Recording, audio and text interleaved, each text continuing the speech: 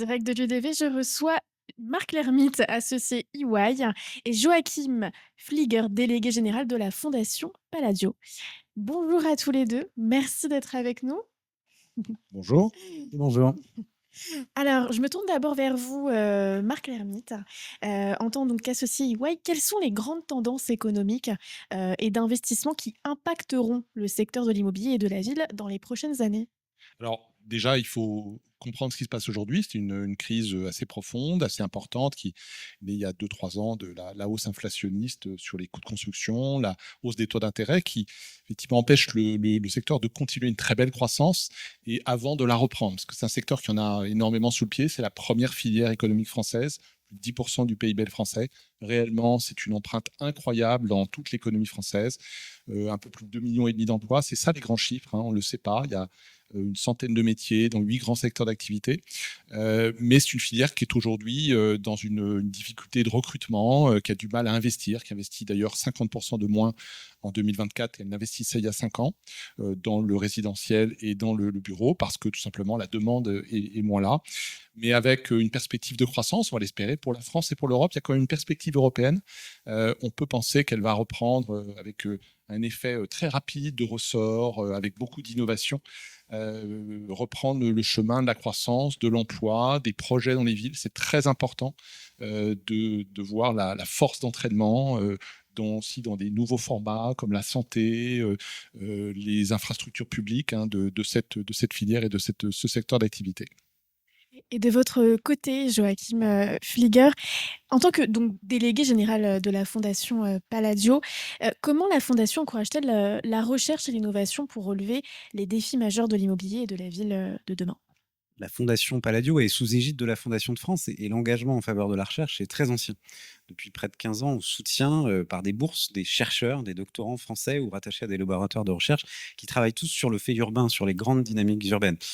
Finalement, l'action, elle doit toujours être orientée, elle doit être éclairée, et la recherche, et en particulier la recherche française, elle est déterminante en la matière. Et Palladio s'est toujours dit qu'il fallait pouvoir aider ces chercheurs à aller le plus loin possible. Ça peut être sur des sujets cruciaux, hein, de transition écologique, de transition environnementale des entreprises, d'aménagement du territoire, de modèle économique de la fabrique de la ville. Et cet engagement-là nous a permis de soutenir près de 150 chercheurs depuis les origines de Palladio. Et puis pour faire le lien avec l'étude EY dont parle Marc, pilotée avec Palladio, finalement la question de l'innovation de ce secteur, elle nous invite quand même à réfléchir. On est à 0,8% du chiffre d'affaires de ce secteur, tout confondu, qui investit en innovation. C'est résolument moins que la moyenne nationale, tout secteur économique confondu.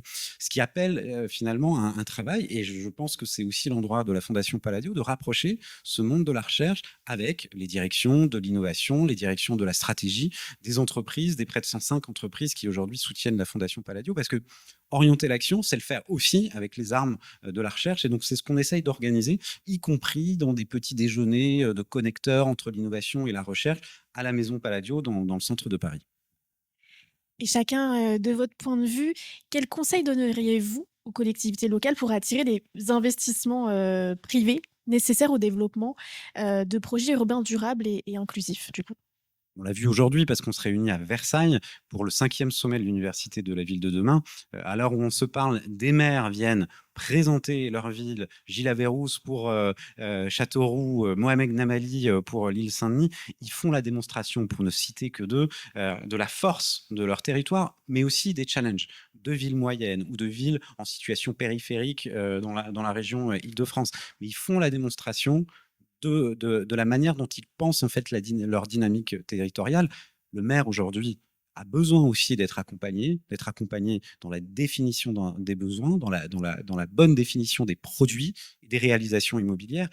Mon conseil, c'est que chaque territoire est absolument différent, mais chaque territoire a des atouts. Encore faut-il pouvoir créer les conditions de cette coopération que nous, on appelle de nos voeux, et pour laquelle on s'engage, d'une meilleure coopération publique-privée pour construire la ville adaptée aux besoins de la société d'aujourd'hui.